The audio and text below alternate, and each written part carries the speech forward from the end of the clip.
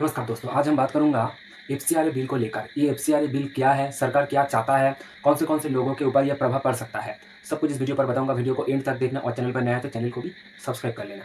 तो देखिए दोस्तों, सबसे पहले ये जो एफसीआरए बिल है इसका फुल फॉर्म है फॉरेन कंट्रीब्यूशन रेगुलेशन एक्ट। इसका मतलब है, मान लीजिए कोई भी एनजीओ हो सकता है, कोई भी आपका संस्था हो सकता है, कोई भी धर्मीय संस्था, धर्मीय एनजीओ हो सकता है। वो लोग इंडिया के अंदर पर शिक्षा के लिए हो सकता है, जो लोग का खाना नहीं मिलता है, 2 वेला ठीक तरीके से खाता नहीं है, उसको हेल्प करना, उसको मदद करना, किसी बच्चे को, किसी लोगों का पैसे के लिए सटीक चिकित्सा नहीं हो रहा है, उसको हेल्प करना। तो ये सब कुछ करने के लिए इंडिया के अंदर पर बहुत सारा समाजसेवी संस्था, बहुत सारा एनजीओ है। ये लोग बाहर से, यानी कि बाहरी कंट्री से बहुत सारे लोग, ये जो संस्था, ये जो आपका एनजीओ है, वहाँ पर डोनेशन करता है, पैसा फॉरेन से ले आते हैं और इसी पैसों को इंडिया के अंदर पर अच्छे काम के लिए खर्च करते हैं। तो ये जो आपका एफसीआरए है, ये क्या करता है, ये जो आपका बाहरी कंट्री से पैसा इंडिया पर ले आया जा रहा है, तो वो जो पूरा जो प्रोसेस है, पूरा प्रोसेस ये जो आपका रेगुलेशन है, ये देखता है। तो इसको ये एक बिल है, इसको हम लोकसभा और राज्यसभा से पास कराएँगे तो ये एक लॉ बन जाएगा। इसके अंदर पर 2-3 पॉइंट है, हम डिस्कस करेंगे। और कुछ एगेनिस्ट पार्टियाँ हैं, जैसे कांग्रेस, इंडिया जोट के जो दल है, उसके अंदर पर क्या-क्या एगेनिस्ट पार्टी क्या-क्या बोल रहा है, सब कुछ इस वीडियो पर बताऊँगा। तो आपको तो पूरा गोल क्लियर हो गया है, ये करना क्या चाहता है। मेन पॉइंट है कि ये जो आपका एफसीआरए है, एफसीआरए के अंदर पर सरकार क्या चाहता है। नंबर 1 पॉइंट है दोस्तों, सरकार पूरा प्रोसेस को देखेगा। सरकार कहाँ से, मान लीजिए आप बाहरी कंट्री से पैसे इंडिया के अंदर पर ला रहे हो अच्छे काम के लिए, सरकार देखेगा कौन सी कंट्री से आ रहा है, कौन सी संस्था, कौन सी एनजीओ भेज रहा है। कोई भी आदमी भी भेज सकता है, तो उसी आदमी का डिटेल्स, कौन से इंडिया के बैंक के अकाउंट पर आ रहा है, कितना आ रहा है, सब कुछ इन डिटेल सरकार देखेगा, सरकार की आवता में रहेगा। ठीक है। दूसरा है दोस्तों, ये जो पैसा पिछले टाइम पर क्या होता था, जो पैसा आता है वो क्या होता है, वो मान लीजिए एक संस्था पर आया है, फॉरेन से एक संस्था पर पैसा आया है, पैसे उसी अकाउंट पर, वो लोग करता है क्या करते हैं, उसी पैसे को छोटा-छोटा संस्था को दे देते हैं।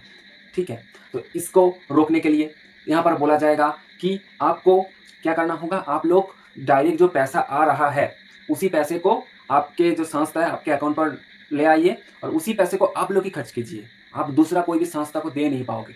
ठीक है? आपको ही खर्चा करना है। फॉरेन से जो पैसा आ रहा है आपके नाम से, आपके एनजीओ के नाम से, तो आपको ही, उसी एनजीओ को ही खर्चा करना है और कहाँ पर क्या खर्चा हो रहा है, सब कुछ दिखेगा। तीसरा है दोस्तों, मान लीजिए जो आपका एनजीओ है, जो संस्था पर ये पैसा आ रहा है, उसी एनजीओ के कुछ हेड मेंबर हैं, ठीक है? जो दायित्व रखता है एनजीओ का, ठीक है? जो सेक्रेटरी हो सकता है, सभापति हो सकता है, ठीक है? जो हेवीवेट लोग हैं, उनका 3-4 जन का उनका आधार कार्ड लगेगा। उसके साथ एक ऐसा स्टेट बैंक, एक ऐसा बैंक होगा, मान लीजिए स्टेट बैंक के अंदर पर दिल्ली का एक स्टेट बैंक होगा, जहाँ पर जो आपका पैसा है, वो उसी बैंक पर आएगा। ओनली वन स्टेट बैंक पर आएगा, वहाँ पर जाकर आपको अकाउंट ओपन कराना है।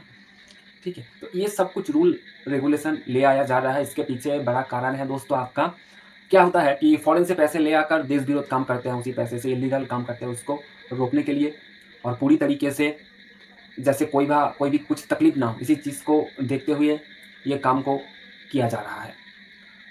तो कोई भी प्रॉब्लम क्रिएट ना हो, इसलिए सरकार ये बिल को पास कर रहे हैं। लेकिन कांग्रेस और आपका जो इंडिया जुट है, इन्होंने 3 पॉइंट यहाँ पर रखी है, विरोध किया है। नंबर 1 पॉइंट है दोस्तों, ये जो आपका ये जो चीज़, इसको लागू किया जाएगा, ये रूल को बनाया जाएगा, तो उसके बाद जो आपका सरकारी संस्था एनजीओ है, उसको काम करने में तकलीफ हो सकती है। ठीक है?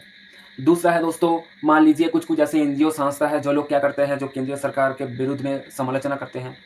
तो सरकार क्या कर सकता है, उसी जो संस्था है उसको पैसा आना बंद कर देगा, तो संस्थार कोई भी बात नहीं बोल सकता है। ठीक है? ऐसे अगेंस्ट पार्टियाँ बोल रहे हैं। तीसरा, राम मंदिर को लेकर, राम मंदिर पर जो आपका डोनेशन आता है बाहरी कंट्री से, उस वो सटीक तरीके से आ रहा है कि नहीं आ रहा है, उसको डायरेक्टली संसद के अंदर पर ही पूछा गया है अमित शाह जी के पास। तो ये सब घटना घट रहा है।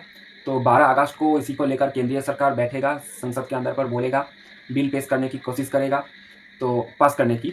तो देखते हैं क्या होता है। ऐसे ही interesting news, bill related video देखने के लिए लाइक, सब्सक्राइब करना। मिलता हूँ किसी नए वीडियो में, तब तक के लिए जय हिंद, वंदे मातरम।